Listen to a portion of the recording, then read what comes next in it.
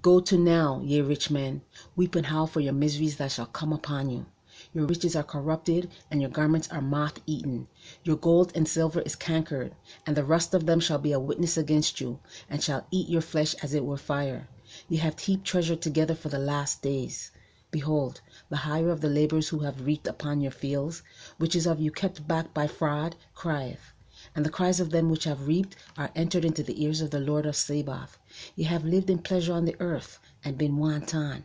Ye have nourished your hearts, as in a day of slaughter. Ye have condemned and killed the just, and he doth not resist you. Be patient, therefore, brethren, unto the coming of the Lord. Behold, the husbandman waiteth for the precious fruit of the earth, and had long patience for it, until he received the early and latter rain. Be ye also patient, establish your hearts, for the coming of the Lord draweth nigh. Grudge not one against another, brethren, lest ye be condemned. Behold, the judge standeth before the door. Take my brethren, the prophets, who have spoken in the name of the Lord, for an example of suffering, affliction, and of patience. Behold, we count them happy which endure.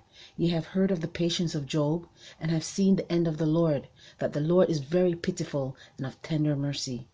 But above all things, my brethren, swear not, neither by heaven, neither by the earth, neither by any other oath, but let your yea be yea, and your nay, nay, lest ye fall into condemnation.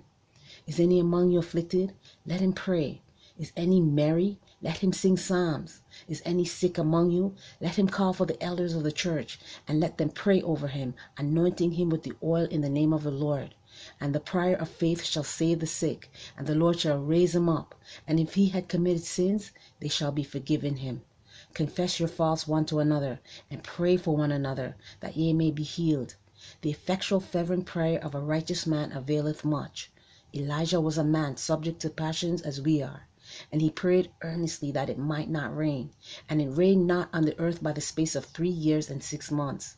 And he prayed again, and the heaven gave rain, and the earth brought forth her fruit. Brethren, if any of you do err from the truth, and one convert him, let him know that he which converteth the sinner from the error of his way shall save a soul from death, and shall hide a multitude of sins. James 5, Sister Abai.